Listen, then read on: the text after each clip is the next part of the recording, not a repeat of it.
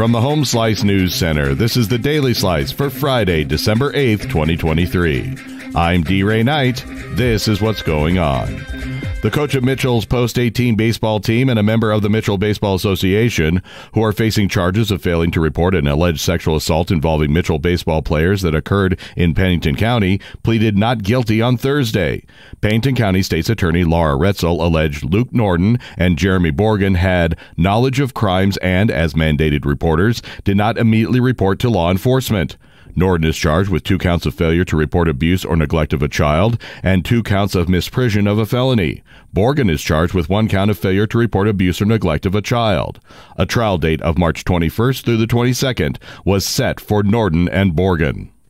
A 23-year-old man from Pierre has been charged with the murder of a Rapid City teen. Amy Rose has more. A $300,000 cash-only bond has been set for a 23-year-old man from Pierre charged with second-degree murder in the stabbing death of a 17-year-old Rapid City girl last week at his residence in Pierre.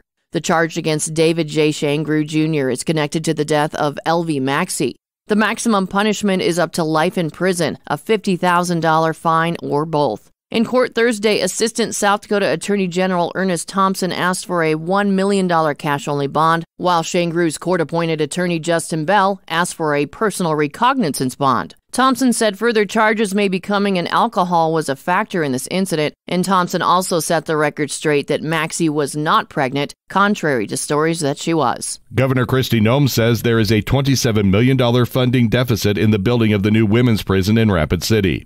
To minimize the need for those funds, the governor is proposing using federal dollars for water lines, as well as around $4 million that remain from the land and design phases of the project. State lawmakers say they shouldn't incur any more debt by funding rather than bonding the infrastructure projects. Noem's proposal to fund the remainder of the $21 million is to use one-time money to finish the project. In news from the nation and the world, desperate Palestinians fleeing Israel's expanding ground offensive crowded into an ever-shrinking area of the Gaza Strip as the Israel-Hamas war entered its 3rd month. The United Nations warned that its aid operation is in tatters because no place in the besieged enclave is safe. Israel's military assault on Gaza has led to widespread civilian casualties and mass displacements, triggering international alarm. The Israeli army said Friday that over the past day, the military had struck about 450 targets in the Gaza Strip by air, sea, and ground, signaling the continued intensity of its campaign that was sparked by the October 7th Hamas terrorist attack in Israel.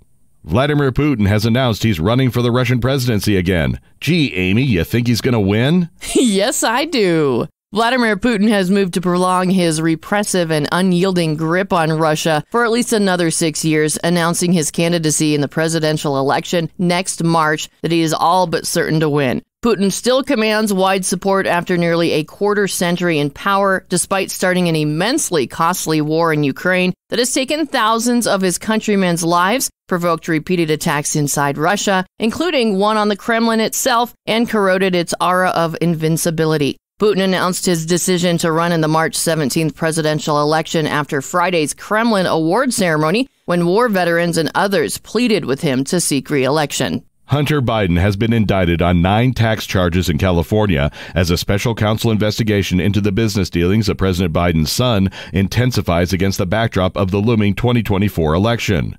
The indictment Thursday includes 3 felonies and 6 misdemeanors. Special counsel David Weiss says Hunter Biden spent millions of dollars on an extravagant lifestyle rather than paying his taxes. Biden's attorney argues that prosecutors bowed to political pressure in the case, which had been expected to end with a plea deal before it imploded over the summer. The new charges are in addition to a federal firearms charge in Delaware alleging Hunter Biden broke laws against drug users having guns back in 2018. Your weather forecast from the Home Slice Weather Center. Cloudy, windy, and maybe some snow showers today with a high of 44. Low tonight, 29. Saturday and Sunday, partly cloudy with highs in the upper 40s. And that was your Daily Slice for Friday, December 8th, 2023. The Daily Slice is a production of Home Slice Media Group, hosted by D. Ray Knight with Amy Rose. Executive producer Mark Houston. Engineered by Chris Jaquess. I'm D. Ray Knight. Have a great weekend.